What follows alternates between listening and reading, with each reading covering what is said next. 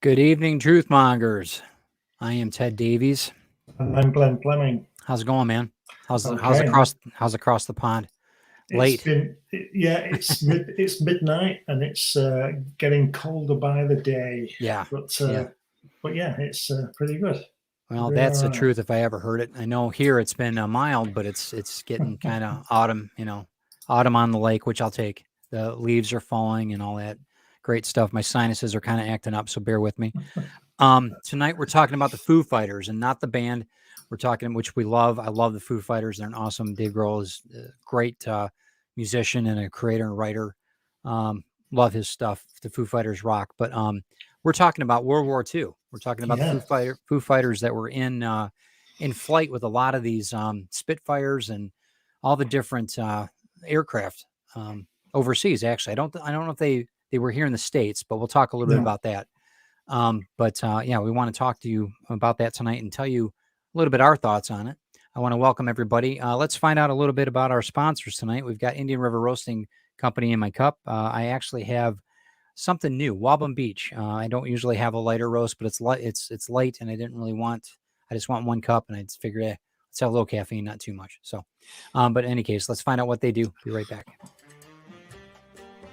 Here at Ted Davies Artistry, we take coffee seriously. And so does our sponsor, Indian River Roasting Company. It's fair trade, organic, and they're artisans just like me. The only difference is I use watercolor and ink and they use coffee beans.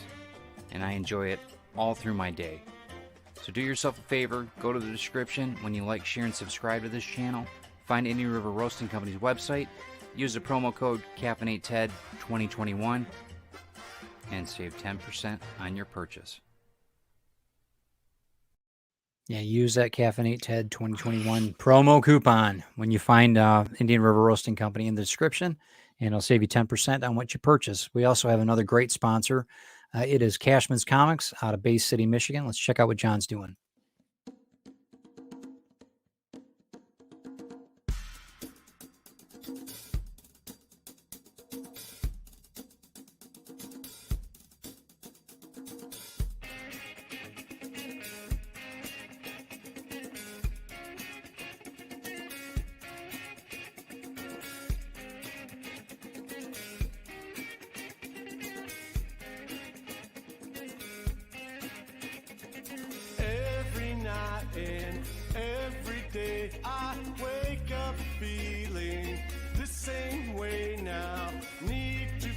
Something to believe.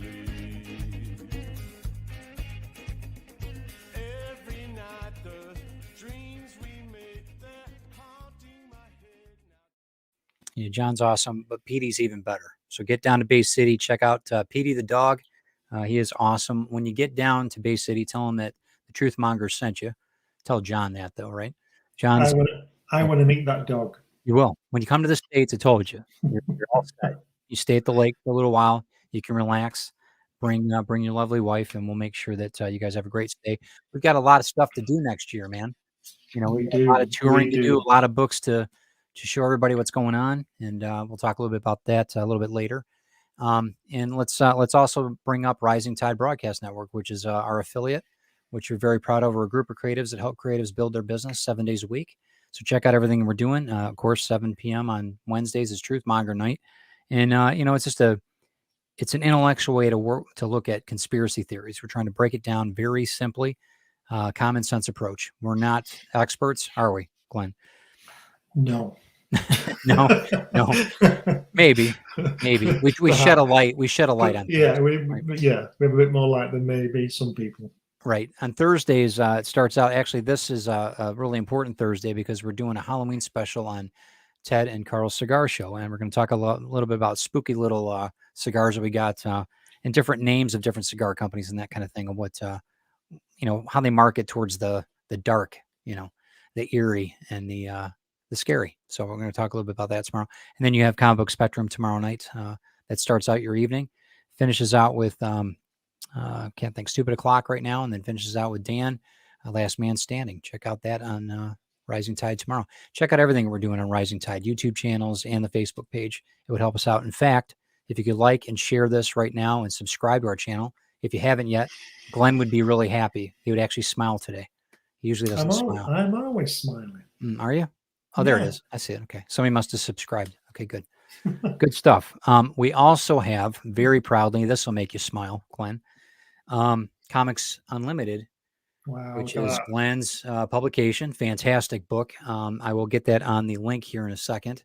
It's also a sponsor of this lovely show that we're doing here. Check out everything that's going on with Comics Unlimited. You can find it on Amazon. Like I said, I'm going to put that link in right now while we're talking about it. It is Issue 8 is imminent. imminent. Yes. Yes, it's forthcoming. This is number Forthcoming. 7. Yeah. And you want to tell them about number 8? What's the big news? What we're doing on the cover? What am I doing? Oh, do you know? No, I should leave that to you because you're on the cover. Okay, yeah, that's right. So Not me personally, my artwork.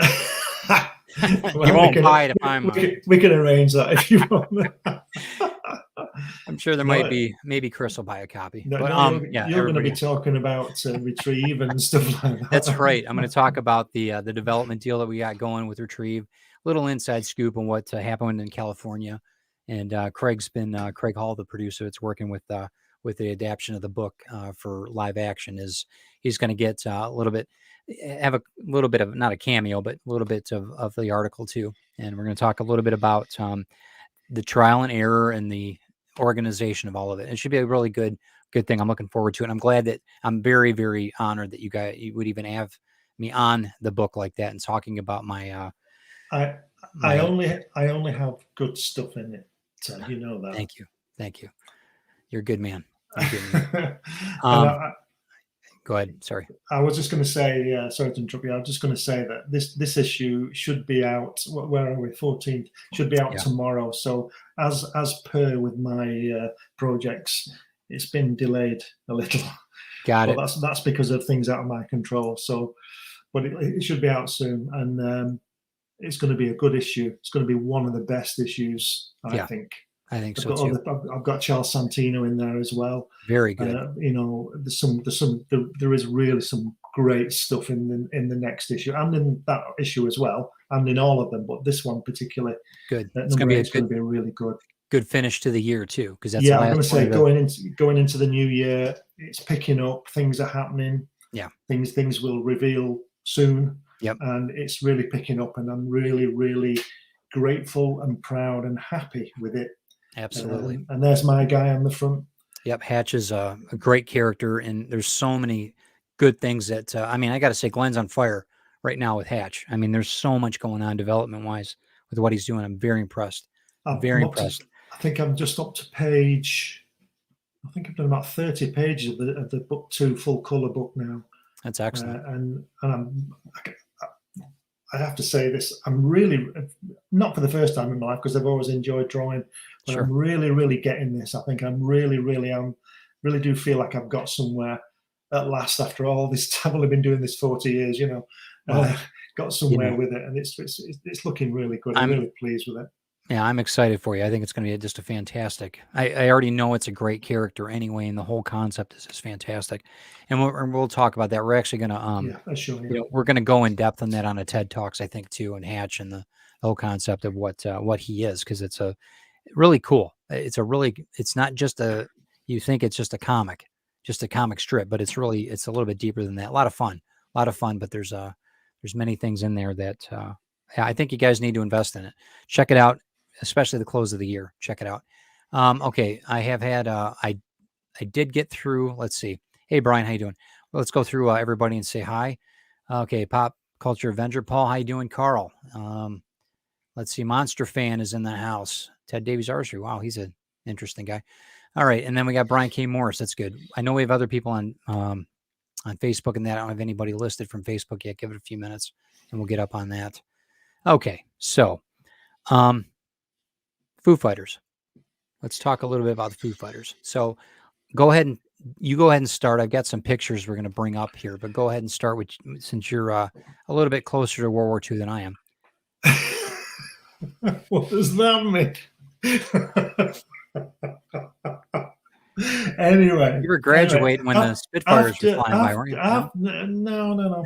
My dad was jumping out of planes when the Spitfires were flying That's around. true. That is true. And I suppose I was in there somewhere, but I don't remember it too well.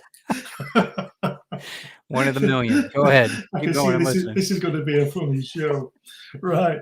Oh man. Foo Fighters got 6 albums. Oh, sorry, wrong one. Right.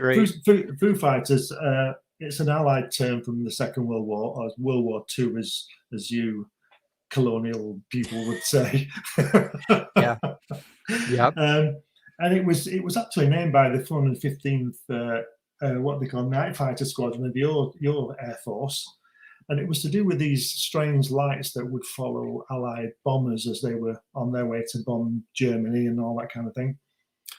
There they go. And the pilots would say that they thought they were intelligent, operated by intelligent things, because they would keep formation, they would buzz around in between all the planes.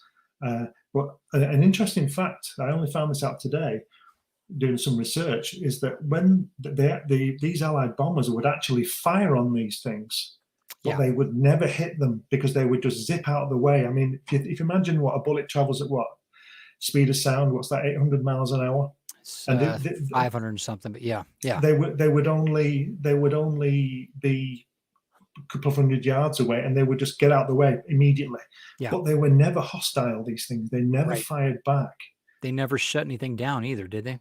They never shut any power. There was the thought that there might be a German weapon, anti-aircraft weapon, that would give out some kind of electromagnetic force, pulse or something, shut motors down or whatever. Yeah, and spoil the instruments and all that kind of thing. But they never did.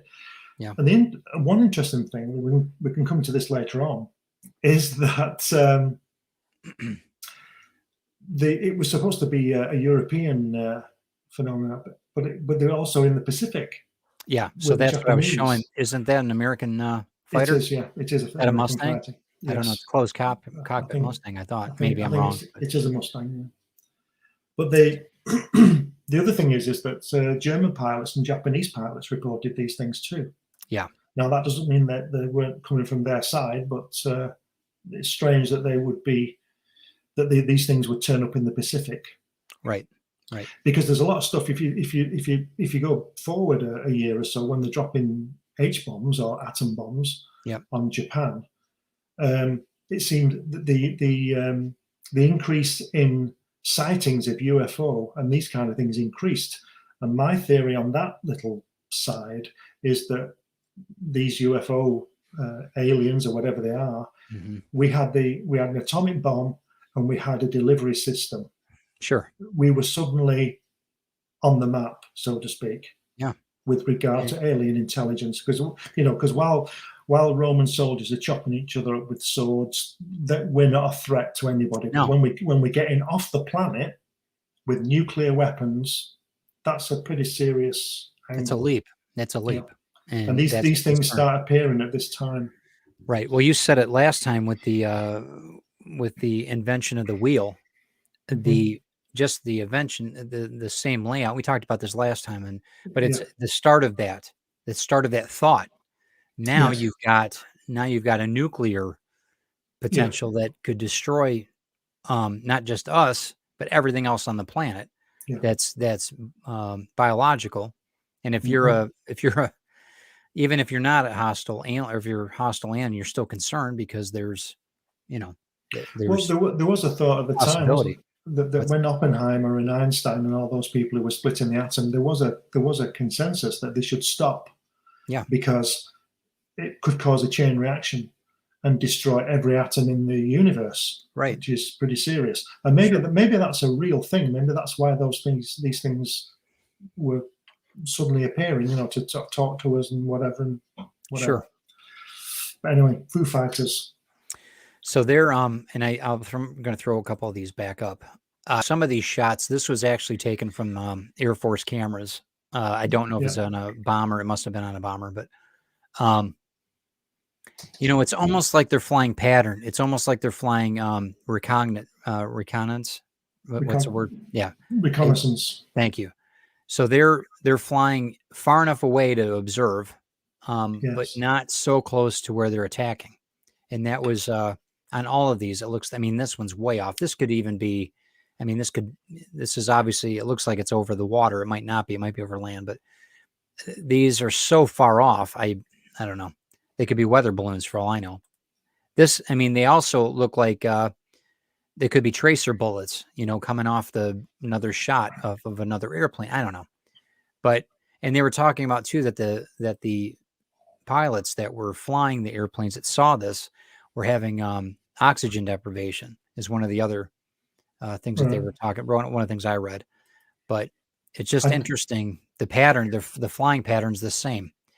If you notice, it's in 3 or in 2. Go ahead. What were you going to say? I don't think they can be flak because they would be in a straight line or a curve. Yeah, that's the true. same and the same That's size. True. That's true. So I don't think they're flak, but they were thought at one point to be. I'll contradict myself here, but they were thought to be flak at one point, right? But would send off electrical charges, like I said, and disrupt the instrumentation on the aircraft, and that never happened. Apparently, it never happened. Yeah, it might have happened for some other reason, like they got hit by some shell or something, but these things didn't cause anything like that.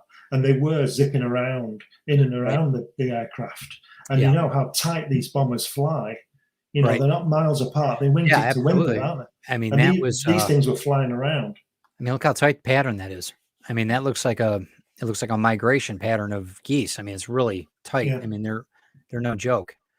So I don't know. I mean, there's something to be said for it. Obviously, you know, my mind thinks, okay, how far advanced were we as far as military?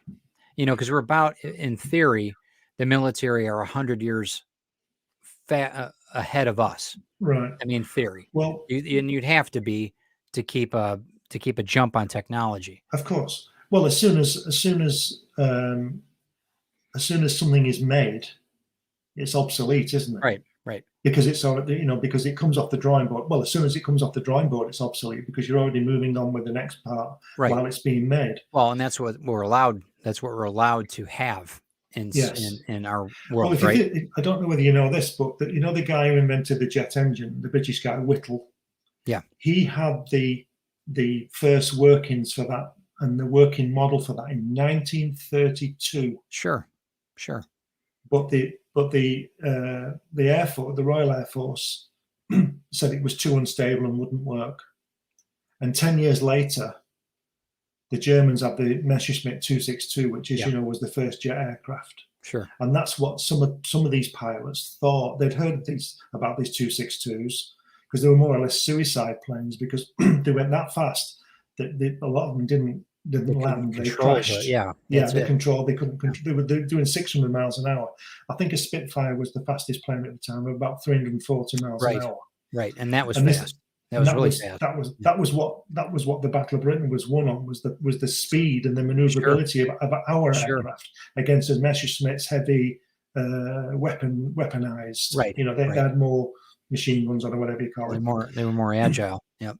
Well, and then they had so many different versions. They went up to Mark 12 was the 12th version of the Spitfire. I mean, it's crazy. But they're so nimble. There was such an awesome revolution. But if you think about it, if this Whittle guy had it 10 years before the appearance of the first 262, like you were saying about 100 years ahead and all that kind of thing, I don't know about 100 years ahead with a jet engine, but Whittle had it in 1932. When did the Germans get it to develop it for the 262? Right. So there's always this time. You know the paperclip. I mean, Project Paperclip here in the States. You know, we brought over. It's no joke that if we didn't have a lot of the Nazi German scientists or just German scientists, let's just say that, we wouldn't have gotten to the moon. No, I mean, it's period. I mean, there wouldn't have been any. You know it better than I do. We should do a show on Paperclip. It's very interesting. There's a lot more going on besides German scientists in there. I think we got another show next week. Awesome. Paperclip. Operation Paperclip. I think we should do that. Let us know in the comments, guys, what you guys want us to do next week. But I think that's a pretty good one. So do you think that they were alien drone, unmanned crafts? I think they were unmanned because they weren't that big. And they were right, and they were zipping all over the place. mean, They were that almost like they were like I said, there to visually oversee everything. They weren't there. You call yeah. them angels, whatever, but they were The, see how bad we were to to ourselves, maybe. I just think they were watching what we're doing with the technology at that point, because the Right. technology, I've said this before on another program, Yeah. if you think about it, what I was saying about the wheel. Yeah. What was it? 1903, the Wright brothers flew, Yeah. which was a controlled aircraft. It had to, because they had balloons before that. Right. It had to be a controlled aircraft. And 66 years later, Neil Armstrong was on the moon. Right. Right. So think of that. So from the first manned, powered, controlled flight With basically linen on the wings. Yeah. Yeah, right, with Yeah. 15 wings on it, whatever. Yeah. Right. Right. 60, just over a half a century later, Neil Armstrong was on the moon. And that is incredible. And Yeah. I think that these things have turned up and zipping about because they will have made the same leap as well, I think. But I do think that the Foo Fighters were unmanned, so to speak, unaliened, and just there to observe. I think they've been around for a long time, and I think that in medieval paintings we've seen objects like this in medieval paintings. I know that I have. I'm sure you have too. Religious paintings, and they, this has been through the course of human history. I think there's been a ton of these. Doesn't matter whether it was in war or whatever it was in. They were around. They've always been around. They're probably still around. There's one that was very similar to this in the Dome of the Rock. You've seen it on YouTube where it lowered down over the Dome of the Rock, and actually there was a spark, and it went right into the Dome of the Rock and then zipped out. And I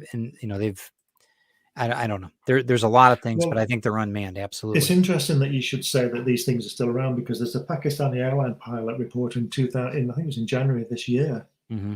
White objects. They filmed it. They got the other crew. They filmed it, and these things. He said these things had a metal ring, and it was emitting white lights. And these were traveling these were at 35,000 feet. Yeah. Because those bombers aren't at 35,000 no, they're feet. Not. They weren't 10,000 feet, 12,000 feet. If that, yeah. Yeah.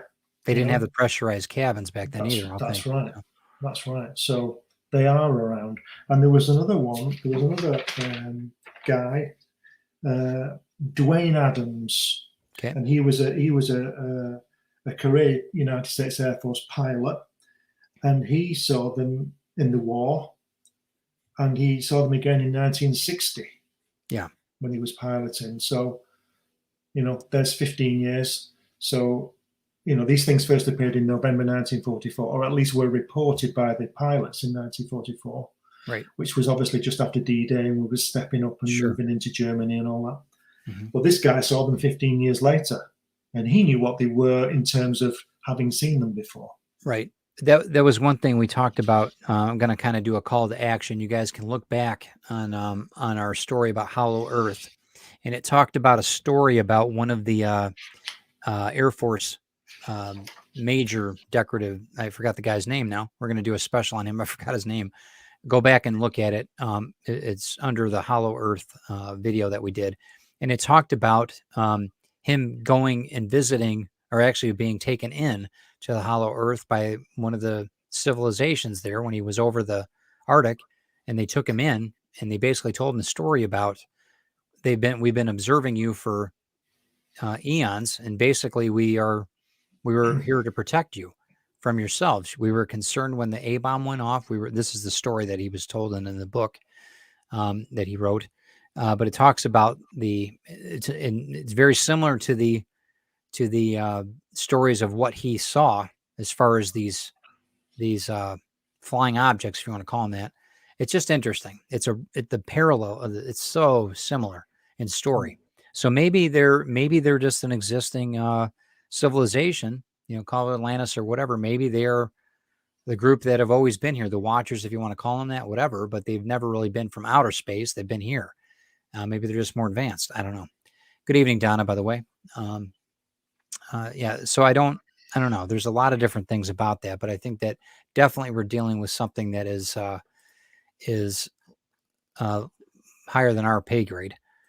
Well, if you think about it, like we were saying before about them being drones, it stands to reason, doesn't it? You know, if you're going to send, Yeah, why would you send a manned personnel? Why would you do that? that's right. Why would you put them in danger? Yeah, And look at what we do now with the drones. with drones, Didn't they absolutely. knock somebody out in Afghanistan the other week? The Yeah, Americans with a drone. I mean, they've you got know, technology with drones that they could actually shoot you from the air. They could kill you on the spot.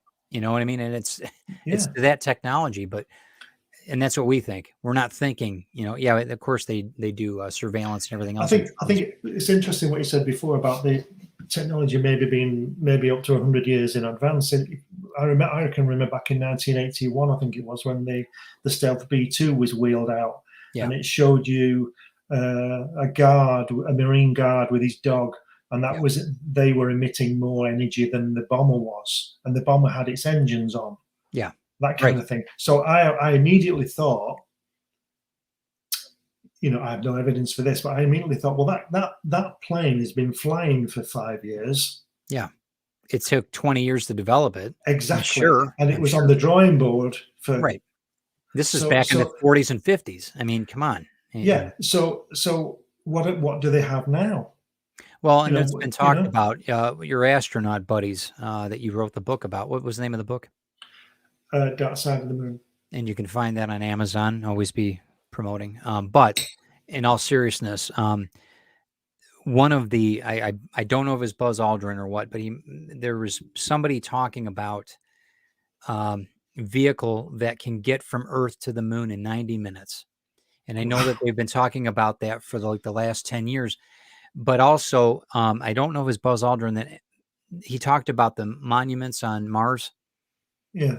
Was it Buzz? I can't remember now. Yeah. But he also made a mistake about saying that when we set foot on Mars, he made a mistake and I don't know if it was just he was stumbling over his words or what, but the way he acted afterward was kind of like, oops, I shouldn't have said that.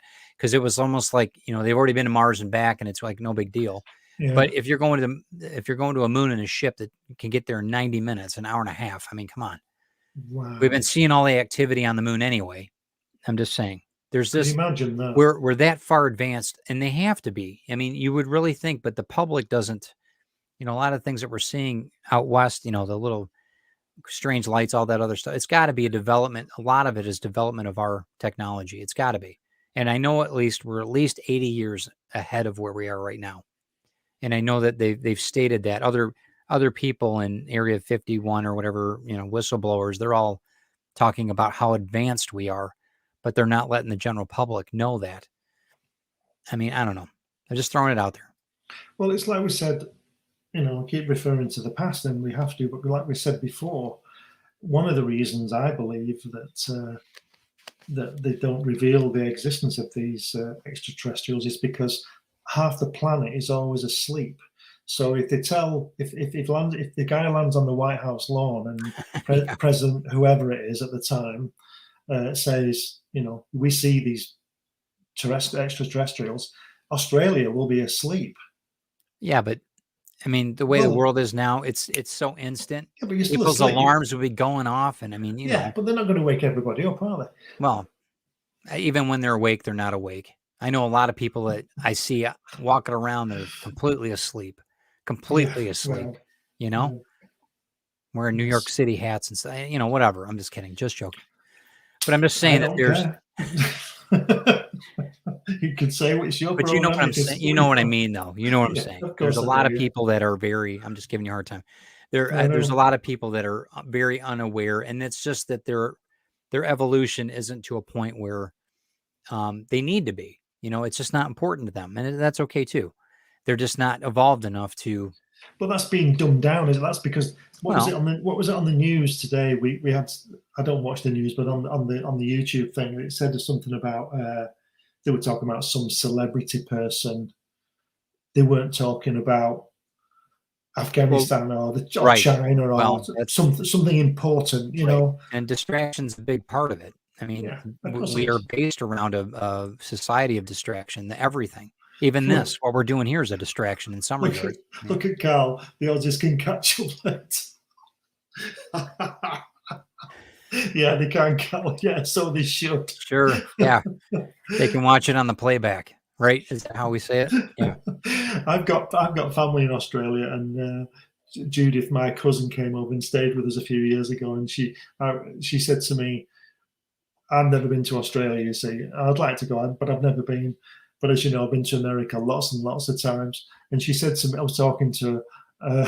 She said, if you had the money to come to Australia or go to America again, you go to America, wouldn't you? And I said, of course I would. Yeah, it's the best place on earth, you know. It was really funny. So yeah, Aussies deserve to catch up later because Okay. Then they can. That's because good. they're Aussies, you know. But they're great. Yeah, they are great. It's a Yeah. beautiful country, but Yeah. we're having I don't know what's going on with the internet. I've got down to a bar again, so just bear with me. If you guys can hear us, it'll kick back up. Yeah, it's that But- hammer. It keeps making everything stop. Does it? Okay. It I'm might gonna be let me open the door here. I'm just gonna open the door. it Hold might on. be the Foo Fighters, you know, clogging up the It electronics. could be a couple people. Yeah, I know. I'm just gonna open the door here. Don't mind us, Christine. Sorry. Okay. That's an interesting thing about these Foo Fighter guys. Yeah. They're supposed to be electromagnetic, giving off electromagnetic signals or reflections from ice crystals. Now, I know these guys. Come on. I know that's you know. I mean, really? Come on.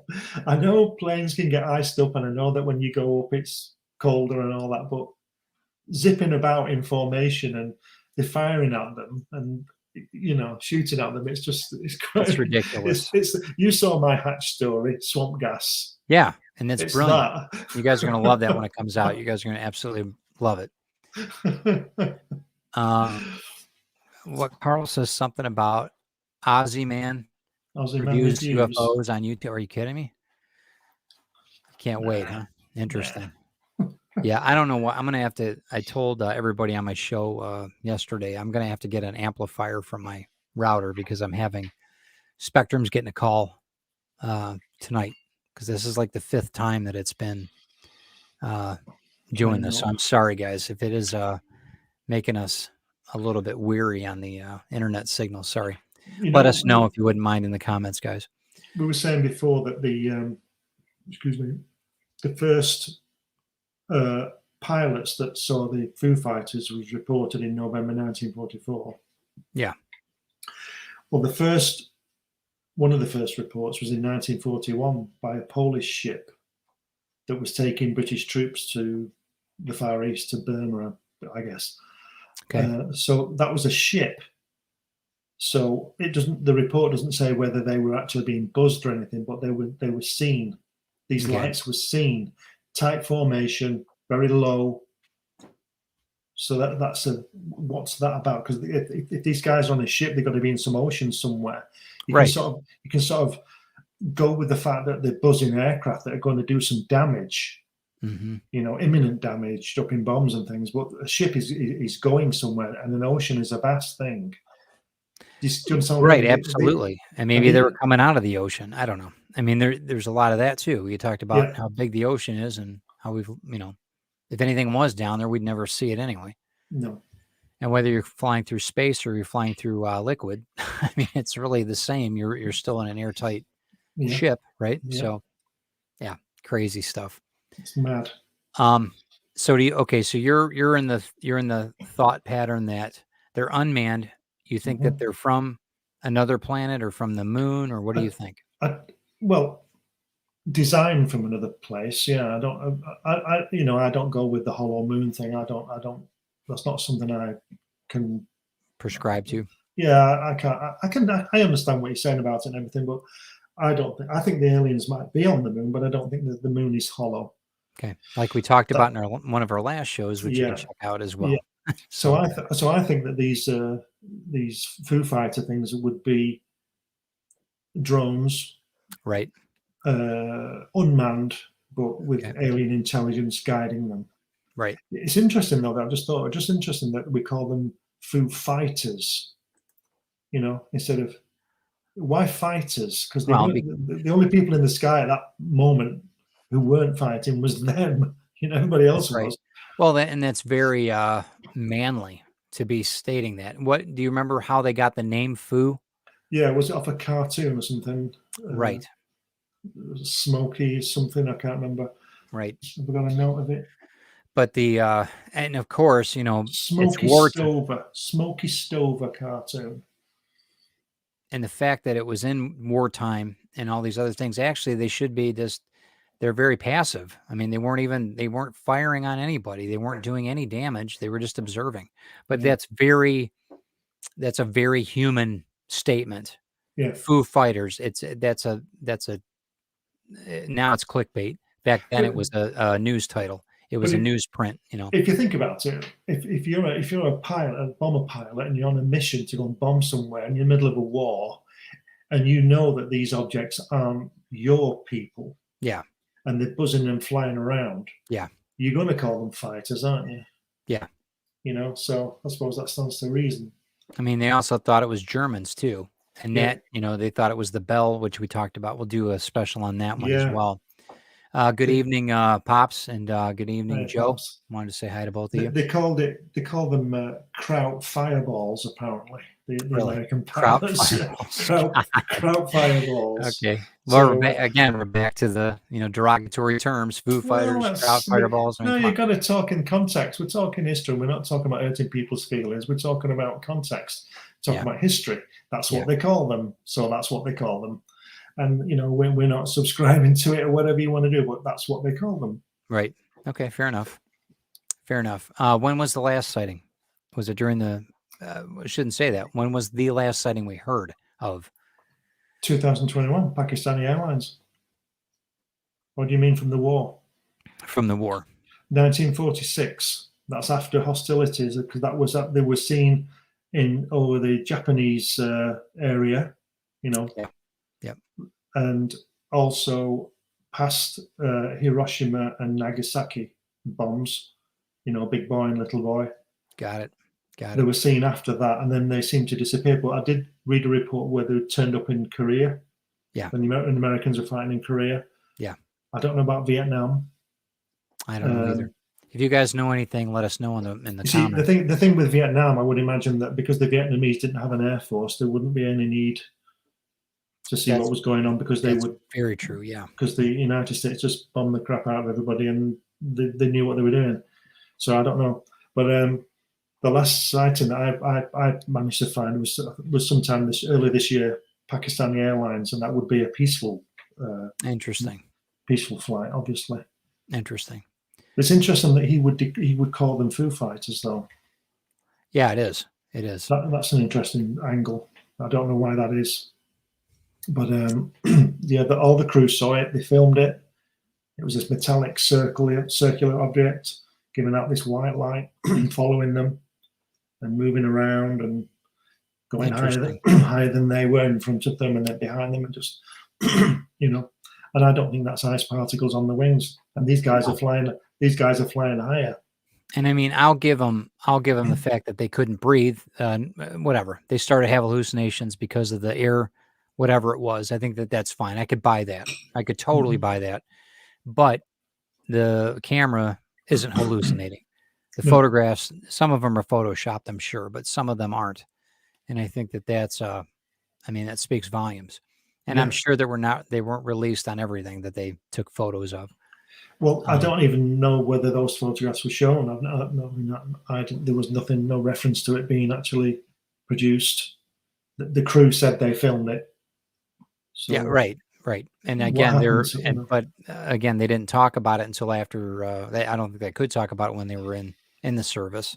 When they were discharged, I'm sure they could talk about it openly, possibly, without repercussion. But sometimes they don't, do they? Sometimes they believe, people in the service believe that that's the way it should be. So yeah, and they don't all go and write a book, do they?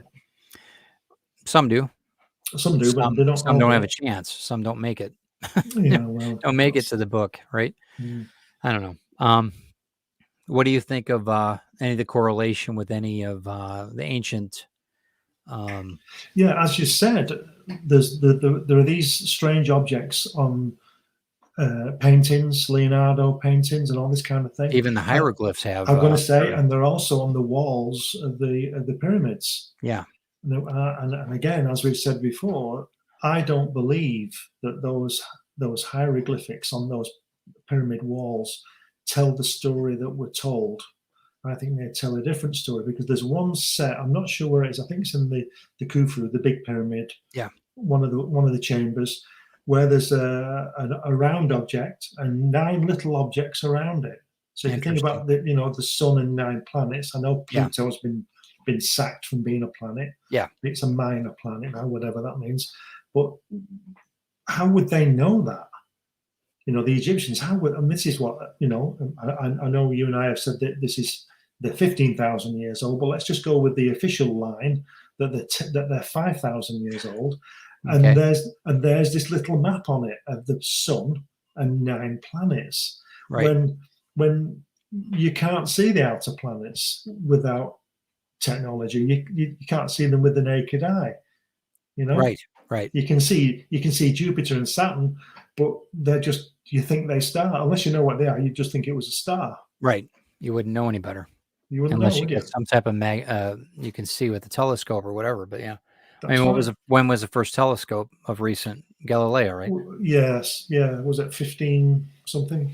Or, I mean, from that, Something. from historians. But look at Plato, 300 BC. Yeah. Right. Yeah. He's talking about the Earth going around the sun and the other planets. So what's he looking through? Right. You know what I mean? It's just. I mean, Dan Holyfield's in the house. Maybe he can answer that. Dan, what kind of telescope did you guys have when you were kids? Yeah, that's what I thought. Okay, good to see you, Dan. Welcome. I bought a telescope in 1985. I still got it, and it's incredible because I could see the cloud formations on Jupiter with it. Wow, that's right. You're kidding, really? No, yeah. What I was doing was tracking the 4 Galilean moons. Yeah. Jupiter, as you know, is the largest planet in the solar system. It's 88,000 miles in diameter. Wow. You get 11 Earths across its diameter, and it's got about 160 moons now. Well, you can see 4 of them, the Galilean moons, with the naked eye. You can see them move. Sometimes there's 4, sometimes there's 3, sometimes there's 2, because of their position behind the planet. And I picked them up, and I looked at the planet, and I could see the cloud formations on it through my telescope. And that's my telescope. What was that like? You must have just. That was. Did you like double check yourself? Like what?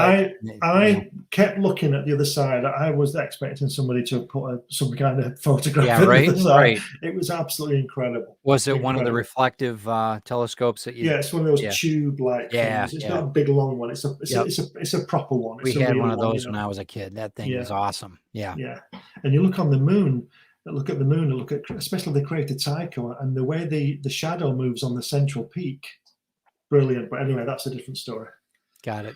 Dan says, just had a long hollow tube to block out the light from the side. Yeah, well, that's good. Whatever, man. It's all good. We were all lucky enough to have some type of telescope as kids, and you see some of them that are just, some of these guys are amazing. Now they can hook their phones up to it. It's just unbelievable what you can do now. I wish I bought one now. Let's do it, man. Let's start a crowdfunding campaign for a badass telescope that we can hook up to our iPhones. Anybody want to shell out the cash for that? We'll wait. We'll wait. We'll see if we can find some FOO Fighters in it too while we're out there. Yeah. But how many in your research for this? How many reports? How many instances were these FOO? How many? The ones pilots? The YouTube, the documentaries, there must have been 20 that I saw, all different from different YouTube channels. Right. All different kinds. Britain, the United States, but there weren't that many in the United States, which really surprised me when you're talking about the ones in the Pacific, which makes sense. It would make sense because they've always had sightings of UFOs and that in the Pacific. So I don't know. But again, you're in the western part of the country. In the U.S., of course, and you're going to have flights out to the water. Even when we flew back from California, we went out to the water and then came back. You know what I mean? We took off, went out to the water. which I didn't really appreciate very much. That's all to do with the curvature of the Earth, isn't it? The flight Is it path. really? Yeah. It's a slingshot. What? It's not a straight line, is it? From, if you imagine a map, it's not sort of a. No, you're right. You have to go into the ocean and come. It's like when you fly to. When I fly to California, I go over Greenland. Right. So you go on the curvature of the Earth. When you go to Japan from here, you fly over the Russia and over parts of Mongolia and then down, because you go over the North Pole, not over the North Pole, but you go that way. You don't go straight. You go on the curvature. Oh, of the right. Earth. Yeah. And you that makes also sense. go so that if you're going there, you go round over rather than straight. Yeah, So that makes sense. So it doesn't That makes surprise sense. me that you flew out over the ocean. But don't worry about that, because if it did actually fall out of the sky, you probably would be dead before you hit the waves anyway. So, God. and if you didn't, you'd probably drown. Wow. So don't worry about that. Next on the Truth Mongers. Wow. And one day The I'll lighthearted stories and theories. I'll tell B. you. Fleming. Yeah. One day I'll tell. Well, I'll tell you about the time I got on the wrong plane. That's a story. That's a funny story. I got on the wrong plane. We still got an hour left. Go ahead, man. Tell us. Fill us in. You want me to tell you? Yeah. Everybody wants to hear it. Go. I was going to Spain with this young lady, and she was mad, and we were delayed. We were delayed. What do you mean mad? Crazy. Crazy? Crazy, yeah, crazy. We were delayed 12 hours. There was a strike, and we were delayed 12 hours in Manchester Airport for 12 hours. Oh my God! For a 3-hour flight. Better than Heathrow. I was there 19 hours, but yeah. So anyway, so what happened was this delay. We ended up getting on a bus, being put on a bus to Birmingham, which is 120 miles away. Any crop circles on the way? No. It was nighttime by this time, so we got there. So everybody was a bit peed off with everybody, right? And she suddenly decided, this girl, after 12 hours of being shuttling around, and you know how you on planes, when you sort of, if there's a delay, you sort of get to know everybody on your, or people, some people on your aircraft and all that kind of thing. So anyway, so she decided she was going to, her dad had said to her to get these particular cigars that you could only get from the airport. I'm digging it. So she said, I'm going to get some cigars. So she toddled up, I could see her.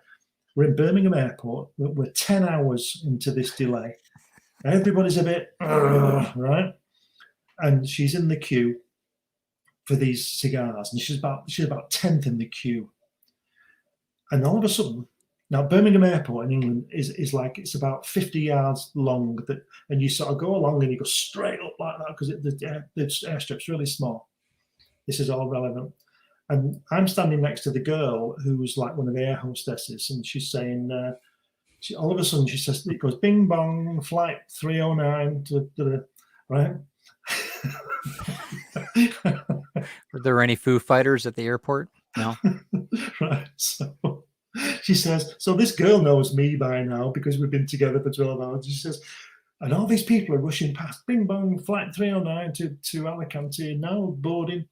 So they're all piling out, all the people we know from the flight. They're all going out. Come on, let's go. And I can see this girl, and I'm waving to her. I'm going, come on, we're going. Come on, we're going. She says, I've got to get these box of cigars. I've got to get these. I said, no, forget that. No, come on, we're going. I've got to get these. And this girl, I've got this other girl saying, come along, sir, we're boarding. Just leave her there, man. God. So I went, right. Oh, see you. See you later. I said to this girl, where's the plane? She said, bear right. So I went out the door onto the tarmac. And have you ever been next to a plane? Yeah, sure. They're huge. Massive. They're huge. Yeah. And what don't you do? You don't go under the wing when the engine's on, do you? No. So I did. I went under the wing. I nearly got in this. I'm sure you did, yeah. And as I got to the door, the ladder, the little ladders that you climb, the stairs you climb up on a little truck. This guy's pulling them away, and the girl's closing the door. So I said, "Stop!" Oh my God! And so he backs it up. I ran up the steps, banged on the door, and this little face appeared at this little window. So I said, "I've got to get on." So she opened the door. She couldn't believe that. She closes the door, and I'm thinking, oh, they'll wait for this girl, this mad woman. And I didn't care at that point. Sure. And I turned to this girl, and this air hostess girl, and I said, Alicante? And she said, no, Amsterdam. And I went, oh, I'm on the wrong plane. Right, now listen, it gets better. So she opens the door. I would have gone to Amsterdam. Forget it. Go ahead. Yeah. She opens the door, and there's this guy driving his ladders away. And I said, get back, get back. It's like that. Get back. So he reversed. I ran down, got to the right plane, ran up the steps, got on the plane. Everybody's growling because somebody's delaying the plane. And the girl was on the plane. They were waiting for me. Oh my God.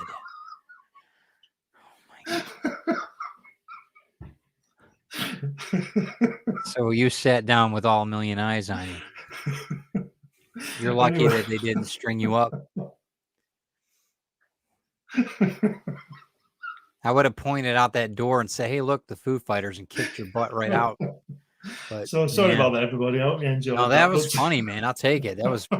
Did she end up getting the cigars, though? That's the main part of the story. Did she? Okay.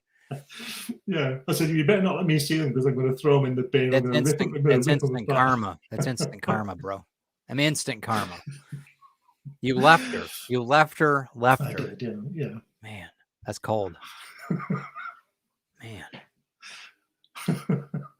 Amsterdam would have been better. That's what Carl said. Yeah, I've been to Amsterdam. It is better, yeah. Where were you going again to when you... Alicante, Spain. Ah, Spain. Well, Spain's pretty good too, though. Yeah, that's one thing I like about the UK is you're so close to everything at that point. Amsterdam's brilliant. I've got to go back. Yeah, hop, jump, and a skip. And it's nothing. It's only an hour away, Amsterdam. It's fantastic. Isn't that? Yeah, well, yeah, it is. Amsterdam is amazing. Were there any sightings in Amsterdam of Foo Fighters? Probably not. No, probably not. There's a lot of hallucination in Amsterdam, but I'm sure. They probably got on the wrong plane. Right. Well, we kind of got off on a little subject there, but that's cool. That killed about 15 or 10 minutes. That was good. All right. Have you ever seen any Foo Fighters from an airplane's perspective? Have you been, you see the Twilight Zone with William Shatner, who just went to space today, looking out the window? Yeah. No, I've seen some strange lights over in Nevada.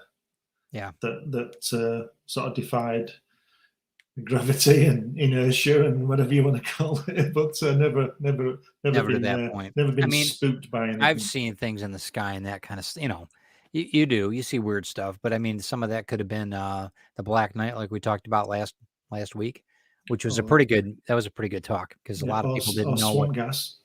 Or swamp gas could be, or Sputnik or whatever is out there now. I don't even know what Sputnik's even. It's crashed, hasn't it? Sputnik a long while back. Yeah. Okay, so I don't know that. I think that if you're seeing things in ancient and historic paintings, religious paintings, you're seeing you're seeing photographs from the military standpoint. You have all these eyewitnesses that have seen these things. Credible pilots that, they're talking about it, let alone which they were sworn probably to secrecy as military personnel. Yeah, it's always interesting to me that you get people like astronauts, police officers, military, airline pilots, all people who are made who are trained to observe. Yeah. And like I said to you last week about Gene Cernan, when I asked him about UFOs, and he said there was never anything he saw that he didn't know what it was. What it was, right? What a cryptic way to say it. What a brilliant man. What a great guy. Yeah. Hey, Grant, how you doing? Welcome. Yeah, you did. Well, yeah, just about. Yeah. We usually go for 2 hours. I don't know if we're going to be able to stretch this one, but I think that if you guys have any stories about Foo Fighters, not the band, and or if you've got anything as far as UFOs, I mean, I think I would just label this as UFO sightings because we really don't know what it is. It could be, it very well could be just something of a natural. I think that they've been here and they're probably going to be around here for a lot longer than we are. So I mean, we said before about being military people and being sworn to secrecy and all that. yeah, It just makes you wonder how many pilots may have seen these things sure, last week. right, Because there's that. Have you seen that Navy footage of that UFO in their sights? yeah, Which they're not going to fire on it, but they just got it in the. Have you seen that? yeah, Where it's just following them and just yeah. moving along with them. I mean, what's It's that? mimicking. Yeah, it's mimicking. What was that, about 1994 or something? Yeah. 2004 was it something? 2004, I think, but there are even some that are not that long ago. Even, I mean, there were 5 years ago. I mean, there's a lot of things that, and I'm sure that they see things that are not documented, to the public. Yeah. I'm sure. Yeah. Swamp gas. Yeah, yeah. I mean, they're all over the place. I'm sure that I know that there's sightings in the lake here in Lake Michigan, and at the deepest part of the water, you'll see orbs or whatever. People have talked about that forever. Indians, Native Americans used to talk about that. So, I mean, it's all per this experience of it all, whether it's the human experience and you're hallucinating, or if you're honestly, I mean, I think most of the people are telling the truth. They're telling you what they saw. Yeah. The thing for me, which would mean that there were aliens, is or intelligent life, is the way they were on these things under control. These Foo Fighters, they fly in formation, and then they would split apart. They'd go in between the planes, and like I said, these guys are flying wingtip to wingtip. They're not hundreds of yards apart. They're really keeping tight. Sure. And there's different layers of the bombers, aren't there? There's some 15 and 20,000 feet they fly at different layers, and these things are zipping around in between them, and even a Spitfire or an Messerschmitt couldn't do that. Right. Plus, and not with standard aircraft technology. Plus, they wouldn't glow like they do on the photographs. Right. Monster Fan says, "Do you guys have any insight into the possible connection of the Foo Fighter phenomenon to that of the green fireball phenomenon in the American Southwest in 1946 through 48?" I'm not familiar with that one. Fill us in on that one. Do you know anything about that? Well, I don't know anything about that, but I do know that the reports say that the fireballs, the Foo Fighters were red, green, white, and orange. Yeah. So right. The colors are there.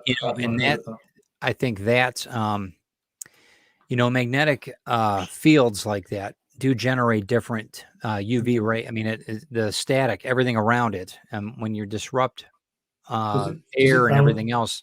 Does it bounce off the plasma or something? It's something. I don't know if it bounces off. It creates. We talk about resonance and everything else. It creates almost like an anti-gravity. They've done studies on it to where it actually glows, and that could form a spectrum. Change up where we see optically. I might see green, you might see red. There could be a couple of different things because the frequency that's given off on this thing, because it's magnetic. It's magnetic, and the theory on it is the frequencies with color. It depends on what the frequency is fluctuating at. It could change color very easily. In fact, it could make it even invisible.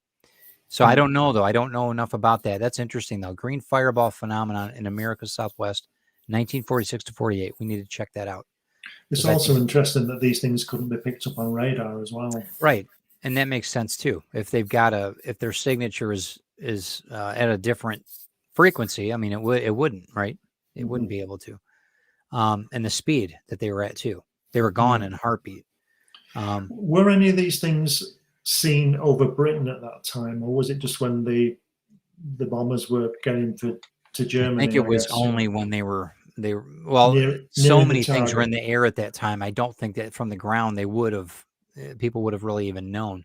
They were all ducking for cover. Everybody. I mean, I know my dad, when he was in the Blitzkrieg, they were all literally under stairs like Harry Potter between the row houses. I mean, they were in a garage. There was actually a garage that my dad was in during the Blitzkrieg, where his friend Owen and him were in luckily it was almost like a shed, but it was like a 1-car garage thing that they had, because they don't really have garages like we do here in the States.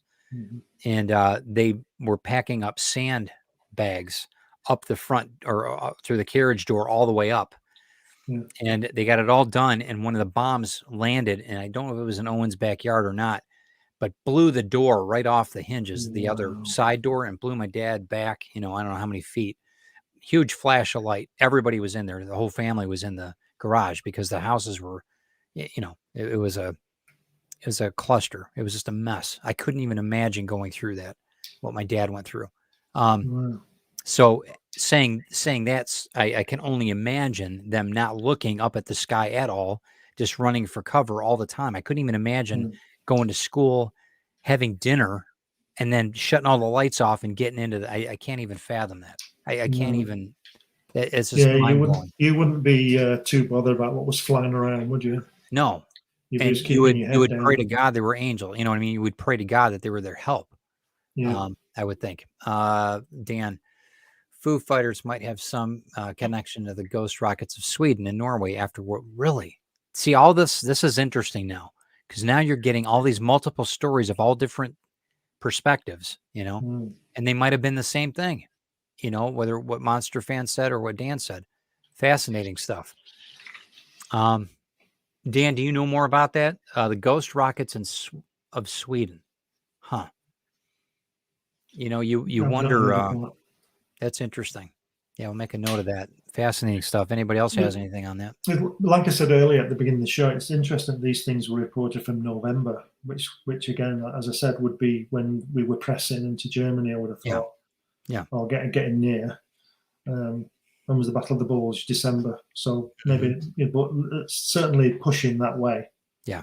I mean, mind you, the Battle of the Bulge was ground troops, wasn't it? So the Air Force wouldn't be concentrating around there. So they were probably hitting Germany at that point. Right. And then they all come up. But the really interesting thing for me is the fact that they were also seen in the Pacific Theatre, as we said earlier. Right. So they couldn't, well, I suppose they could be German weapons, or they could have been Japanese weapons that the Germans were using, but they were turning up at the same time. And when was the assault of the US on Japan? When did that pick up? Was that? It's after 40. It was after 45, right? Was it early 45? Yeah. Because up until August when they dropped the bomb. Yeah, I think it was early January, February 45. So there's no way of knowing. We don't have the reports, but it would be interesting to see when they started to appear in the Japanese theatre or the Pacific theatre. Yeah. It would seem to me, I don't know much about that time of the war, but it seems to me that the US forces would island hopping, through Tuvalu and all these Philippines and all these places. So I don't think there'd be much bombing going on. Right. But I don't know. But I would imagine they would started bombing Japan when they were taking places like Iwo Jima and could have an air force, or Guam could have an airstrip that was near enough to do a bombing raid and get back. Yeah. Right. Unless they were kamikazes, but yeah. Right. Exactly, which they weren't. So when they're taking Okinawa and these places, and somebody will put me right, but when they were taking those, getting near the Japanese mainland, what is it, 3 islands of the main, Osaka and whatever they're called, these things started to appear. So it's when it seems, if I'm right, I mean, I'm probably wrong on what's going on, but it would seem that these things appear when there is a bombing mission. Yeah, something of an assault action. Well, a lot of people are going to get hurt. Right. Concentrated attack. Yeah. Which is interesting. And maybe they're there to document, document the horror. Yeah. Maybe they're recorders of our fate. Yeah. What about the Battle of L.A.? They shot at something. No records was ever discovered. Yeah, recovered. I remember reading about that. Yeah. I don't know whether it's that, but I do know that there was when I published my magazine Undercover in the 90s about this kind of stuff. Yeah. There was an article. I don't know who wrote it. I can't remember now, but there's an article about. It's not many Americans know that the Japanese actually attacked mainland USA. What they would do was put bombs on balloons and just fly them over. Sure. And I think there were several people killed. I think in Alaska or Northern California. It might have been. What's the state above California? Oregon. Oregon or in Washington. Oregon, Washington, yeah, they were killed by Japanese bombs that were sure. just, they put them on a balloon and just send it. Yeah. I mean, that's tragic. Yeah. It's so simple and tragic, and it's horrific, really. But popular opinion was that Russia playing with captured V2s, like the U.S. was in the same. Interesting. But they're not Foo Fighters. Is that what you mean? They're not Foo Fighters, though, are they? No. Well, I mean, it's it's all weather balloons, right? So Well, swamp it's gas. all yeah, swamp gas. I don't know. I mean, there's got to be something to it, and there's got to be something to where people witness something, and it's not just a mass hysteria. There's a lot that's there. And I think that you're right. I think that they were probably unmanned. And you know what? Why wouldn't it? If we have a civilization that's, whatever, like we talked about at the North Pole or inside of Earth, whatever, and they've been here longer than us. They've been here to protect us or whatever. Yeah. Why wouldn't they send some type of recon out? Well, they would, wouldn't they? They want to, or maybe they're glorified video cameras or whatever. Maybe they're just there to retain so they can see what's going on. You have a good point there, because if you think about it, if this race of people does live beneath the Earth's surface, they would want to know what was going on. Absolutely. Because for the same reason that if we knew they were there, we'd send something. Absolutely. There. I mean, just like we would send a drone in, or like we do to de-bomb a explosive. It's the same thing. You need to know it's the what same idea. Doing, yeah. So, green fireball phenomenon. Monster fan says green fireball phenomenon was actually investigated by the famous physicist Louis Alvarez. He examined films, reports, etc. A report was issued, and it's not classified, but I haven't read it. Interesting. Well, we need to check that out. I do remember something about that. When I lived in Arizona, they did talk about that story. And I don't know. I can't remember if it was when we were in Grants, New Mexico. I got my transmission went out my Thunderbird when I was about 20, and I was in Grants, New Mexico. Their claim to fame was mining the uranium for the A-bomb. So they have this big, it was pretty boring. But yeah, so we went there. It was like nothing. There was a big, you would go down to this, basically, it was a hole in the ground. You go down whatever, 500 feet or whatever in this dark elevator. It was creepy. I don't do well in small places anyway, but it was creepy. But it was very, that whole area is very mystical though. It's in the high desert. It's very weird. It feels weird, and it just feels a little off. It was just really a weird space. But I remember them talking about the fireball phenomena, not necessarily that, but I remember the green fireball that they talked about. Okay, Donna says swamp gas. Now you're sounding like Ozzy Osbourne when he dismisses UFOs, and well. Donna, when I say swamp gas, I'm being sarcastic and referring to my Hatch story that you haven't seen yet. Yeah, which you will. You all be seeing it. I don't believe in swamp gas. Let me put it that way. And Ozzy doesn't remember anything about anything with anything, so I'm sure he doesn't know what he's talking about. I'm sure he's got his own reality. I know he has his own reality show for a while. I'm sure he's got his own reality still.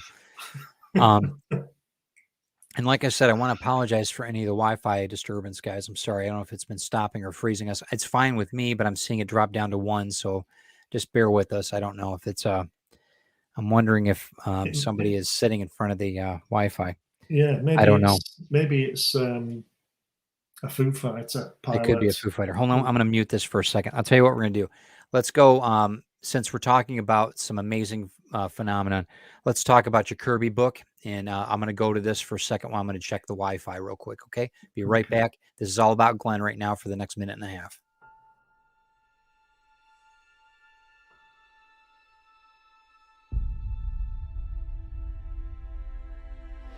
When they mined an area,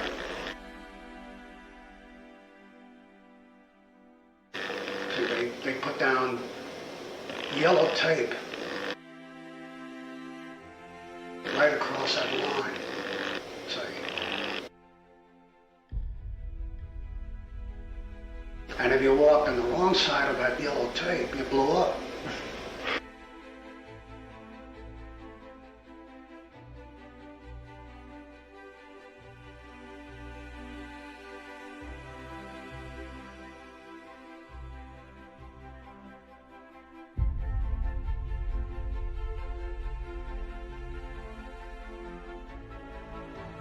Strange Tales 136. I remember it very clearly, and that was my first exposure to Kirby.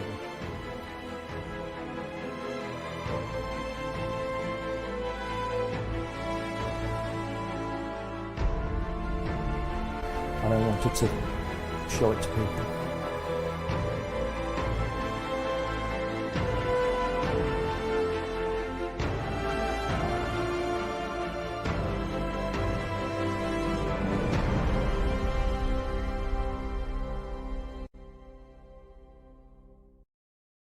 Well, that sure isn't swamp gas. And I am glad that you found the right airplane to get to Kirby's house.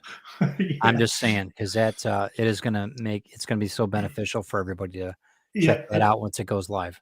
I just got Brian Morris has edited it for me, so I need to go over that. And Randy Zimmerman's written me a forward for it. So there's some people we know in there. Yeah, and I'm really looking forward to getting it out. As you know, I had a bit of a problem last week when I launched it.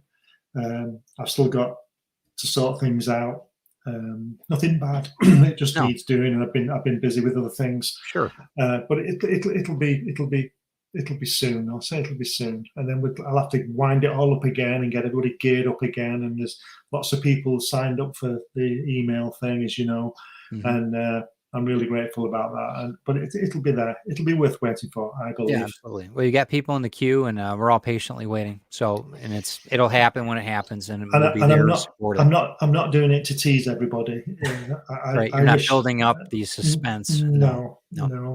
But I just go back and maintain what was happening this time last week when it was, well, it's a little nerve-wracking because I know you want everybody to enjoy it, and it's part of the thing. But that's part of indie. That's our indie lives. That's what happens. Right. And then after that, I can maybe even get hatch out. I keep getting all these jobs to do, and I can't get. It's like the story of my life. I've never actually ever done what I wanted to do because I've been too busy doing something else for somebody else. What a first world problem to have. Yeah. No doubt. I've done all right. Well, it'll be out, and it'll be great, and I'm looking forward to it. And we'll be definitely helping you make it the success it's going to be. I know. Thanks. So in FOO Fighters, I know we're about an hour and 20 minutes in. FOO Fighters, as far as a phenomenon, I don't know if there's really any Wikipedia page or anything else that really state what it is. I think that it's either a higher civilization, whether they are here or whether they're from elsewhere. I think it's an unmanned orb, if you want to call it that, or ship. I think it's just a reconnaissance intelligence gathering. Yeah. I also think there's also an element of they, in inverted commas, want us to know that they are there because these things. I don't think, apart from that Pakistani airline that I said that happened this year, I suppose there must be thousands of sightings of these things, but I can't imagine that they were being buzzed the way that these bombers were. Yeah, because of course civilian aircraft don't fly in formation, do they? So there's no, but with everything happening, and as we're seeing it today, it's a little bit more digestible to see it as a drone because you see all the different things that we're doing now with the fireworks displays and everything else that they're doing now in formation and sky. You see them on YouTube, all the different things and the different pictures that they're doing with drones up in the sky. And I mean, it's amazing what they're doing now. Back then, though, 100 years or whatever, 90 years, it would have been complete, unbelievable technology. Now it's like whatever. But don't forget that could lock into what you said about them being 100 years ahead. It's right. Almost 100 years now. That's exactly. So they could have been human drones. Absolutely, it could have been. Because, like I said about Whittle, he had the jet engine, a working jet engine in 1932. Yeah. So, I mean, they're digging up stuff still now that is so far advanced. I mean, look at everything that we talked about in architecture. The things that are in, in down in Mexico, and then the things that are out in Tepe. What's the Göbekli Tepe? Yeah, Göbekli Tepe. All these things. I mean, these are hundreds of thousands, if not close to 500,000 years old. The technology was here at one time. Have you seen that Göbekli Tepe, have you seen that obelisk? Yeah, it's the biggest. incredible. It weighs something like 300 tons or something. It was Right, right. it's fallen over. Yeah, I mean it's, Ah, and I mean that's what I mean. So there's you've a got a show. you've got a technology that. What if the things are unmanned and they're just recording stuff? What if there isn't even a civilization? Maybe they've been here for whatever, and they're just running their program. Yeah, You know, maybe they're just AI. maybe Just carrying maybe on. it's hooked up to the Black Knight saddle. Maybe it's hooked up to that. Maybe whatever. It There's all could kinds be, of ifs. it could- like we said, we always say at this show, we don't know anything. And Yeah, we don't. by that I mean we don't know anything. Yeah, You and know? we're not trying to scare people. We're just No, trying to no. say, all right, hey, here's this phenomenon. What do you think? Do you think it's just a fluke? Do you think it's related in some way to something else? And another interesting thing about Göbekli Tepe is the man bag thing that those guys have on the little man bag thing that they have in the pyramids and in South America. They've all got this little bag. It's like a mother box type of thing, Yeah, it's some type of technology. It's got to be a charger of some sort or something, an implement that they use, and they also have.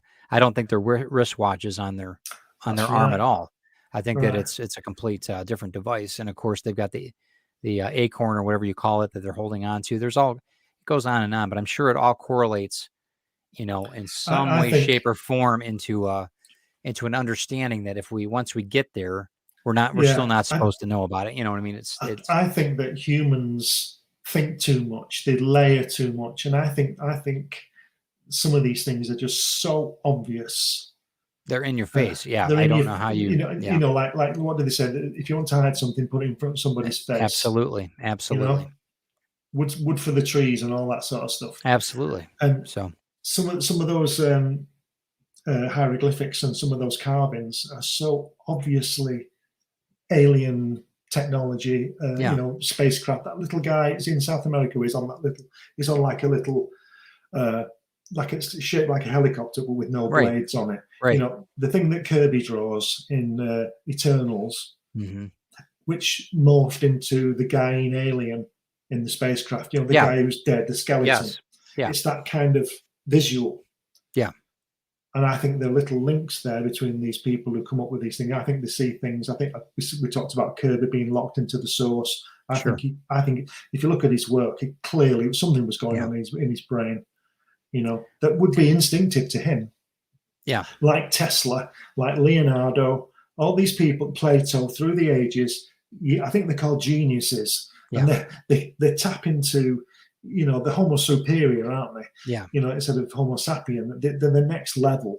Yeah. And I think that maybe they're just more attuned. I think we all have it. Just some are more attuned.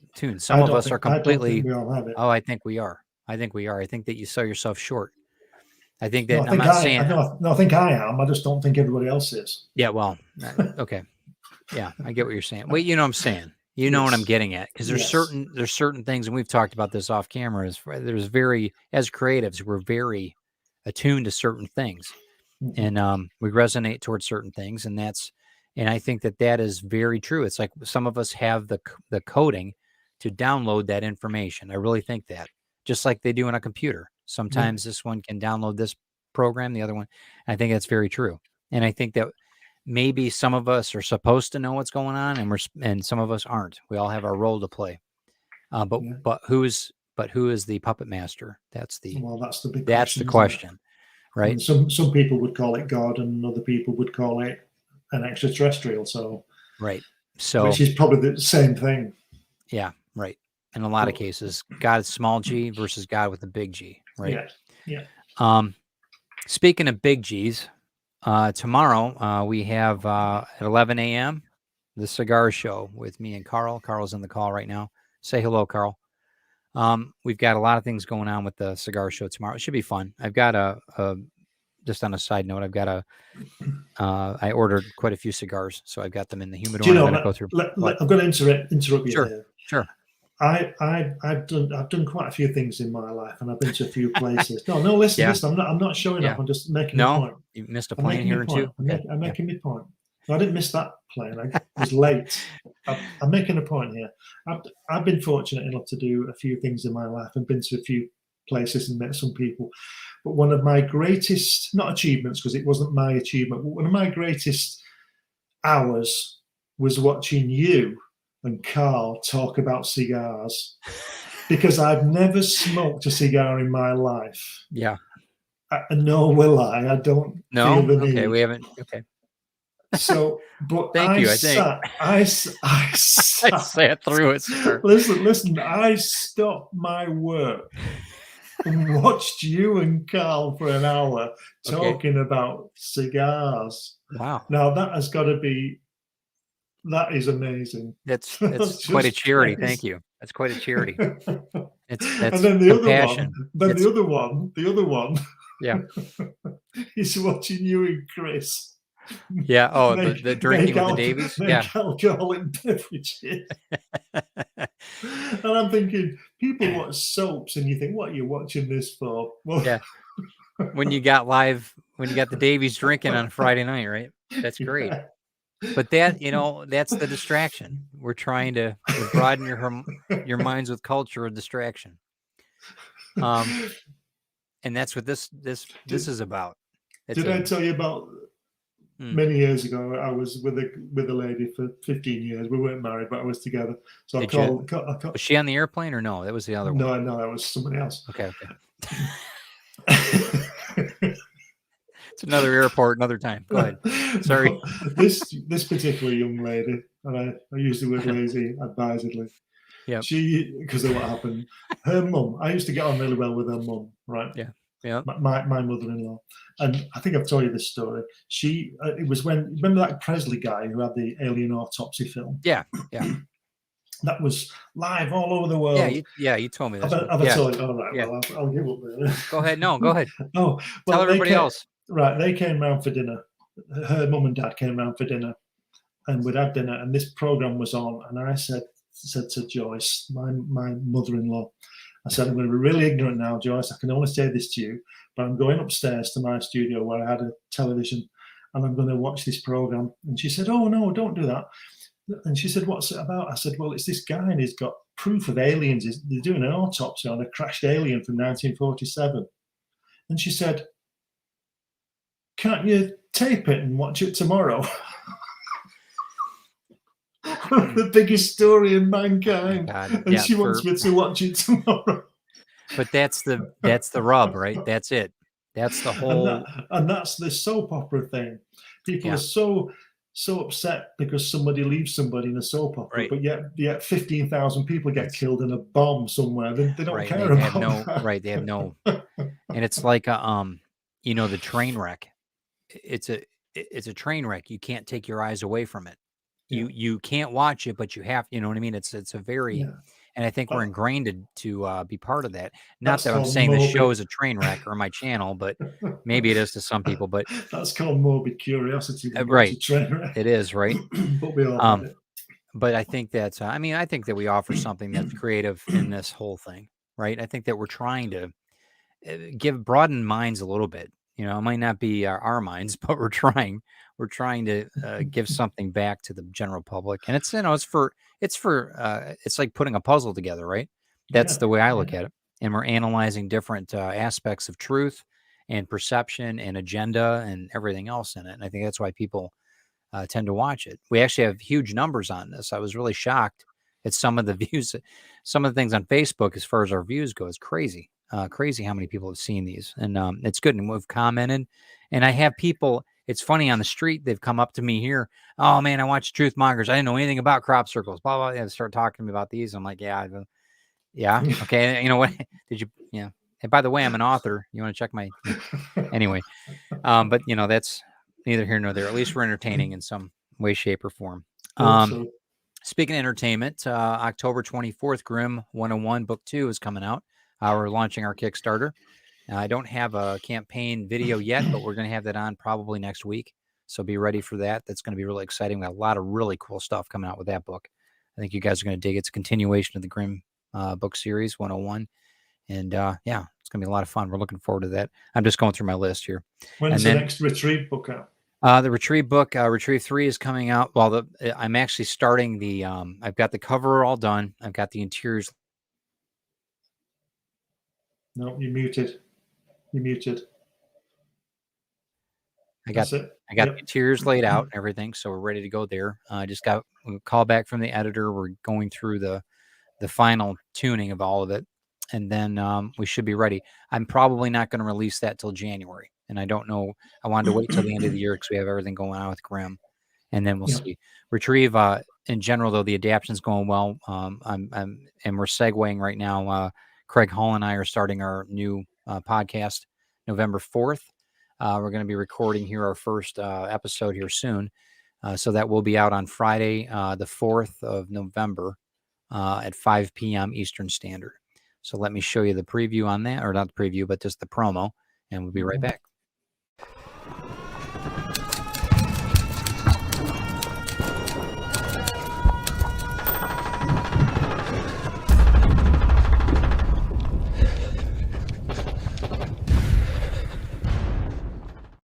Yeah, so that's it's going to be a really good grouping of shows. We're actually doing more than 10 episodes now that we discussed it. There's too much information, but it's a really, really down to earth way to really find out who you are as a writer and how to get your book to or your story to script, so that you can talk to people like Craig, with some type of producer backgrounds in Hollywood, that kind of thing. Get your story shown to the right people, and get your ideas out there so that you feel confident in what you're doing. And that's the whole basis of this this venture. So, and it's called From the Trenches of Hollywood, and it's going to be a really, with the insider look at what's there for Hollywood. I think you guys are going to really dig it, and I'm glad that I can bring in. I'm glad that Craig wants to do this podcast. I think it's going to be just fantastic, and we got a lot of things happening for the next year too on Ted Davies Artistry, and we're going to announce that a little bit later this year.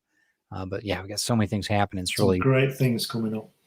Yeah, everything. It's been such a blessing to grow with everybody that's been here. With the Rising Tide group and you and just everything else that's been happening with Retrieve and now Grimm 101 being taken off and also looked at as far as a development package for series, and it's just it's great. That's amazing. That little coup you pulled off there. I say, yeah, little coup. That's thanks. I think. Thank you. Yeah. I'm proud of it. I worked hard on it, but thank you. Coup is, I'll take coup. Coup's good. Coup. Nothing wrong with the coup.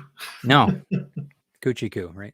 And you guys check out Comics Unlimited. I did put the link in there, so check it out on the on our comments. I appreciate everybody stopping in.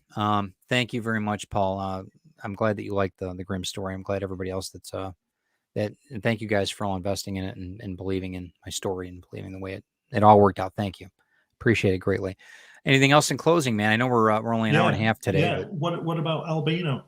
Oh, albino Zulu. We got a couple things. You say it like tomato, right? We say it the right way. Albino Zulu. I got a few things planned for early next year. We're going to be bringing out Albino Zulu too. It's more of a kid's book, kind of Ferris Bueller's Day Off meets 007. And it's a fun thing. You guys remember the ash can that I brought out about a year ago? It's going to be continued because of COVID and everything else. I wanted to wait till we get back into till we get back to the shows, to offer something for the kids and that. Why is it called an ash can? I know what it is, but why is it called an ash can? I think that it must have been because it fit in an ash can, I think. Because once you're done reading it, you threw it away. I don't know. I should check that out. Anybody have any ideas? Anyone? Monster fan, Grimm hardcover is available if you go to teddaviesartistry.com. You can check that out. I know that you can message me as well, either on this or through my Facebook page. I know that the button for the website and everything for the PayPal isn't up yet. It will be on, I think, this weekend. But there's a couple glitches on that I wanted to work out, and I need to talk to my tech guy. We have to do it this weekend, but absolutely, just let me know. Can I just say that my Kirby book is in hardback as well? Yes. I'm really looking forward to that hardback thing. Excuse me. It's just because I always think the soft covers when a book is in hardback, it's real. Yeah, absolutely. It's serious. That's why I decided to do it in hardback. even the layouts are different. I noticed from the soft cover that I've got with Grimm to the hard covers, it's very the layouts differently.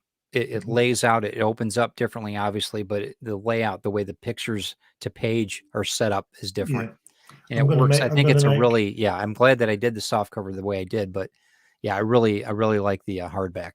I'm gonna Um, do hatching hardback as well. Yeah, good. I think it, if it's really economics when it comes down to it. I want to have something, and I want something available in the comic book stores because they don't really sell hardback books.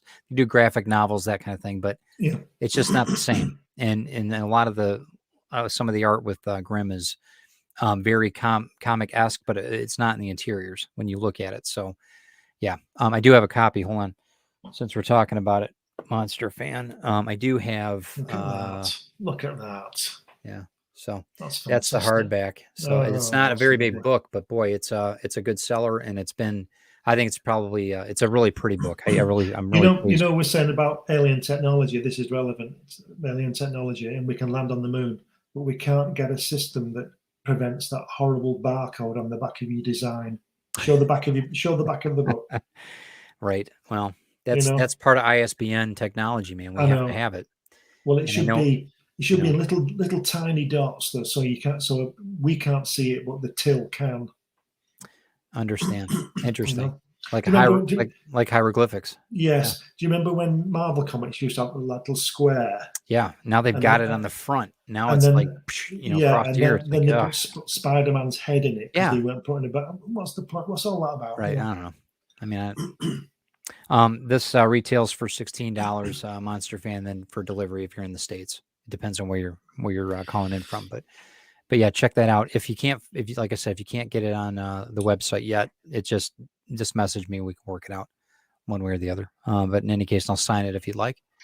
But yeah, thanks for asking. I appreciate everybody stopping in. Foo Fighters are an interesting thing. If you guys see a Foo Fighter not on stage, if you see him up in the sky, let us know. Take a If you picture. see him on stage, you'll have a good time. Oh yeah, Dave Grohl's the best, man. He's got a new book out. I'm gonna end up buying it. Yeah, it's a lot of writing happened during COVID. A lot of us produced a ton of work. Listen. Yeah, I've never been busier than I in know. COVID, and I wouldn't. We met Yeah, because of COVID. I wouldn't So, be on these things if it wasn't for COVID. yeah. I don't think. Yeah. And my heart goes out to everybody that's suffering with it, and I don't take it lightly at all. No, And I'm not saying that at all. It's a very serious subject, but if there is any light to it all, I appreciate everybody that I've met through this expansion of Ted Davies' artistry, and you, Glenn, Carl and Donna, everybody, Paul. It's just been it's such a blessing.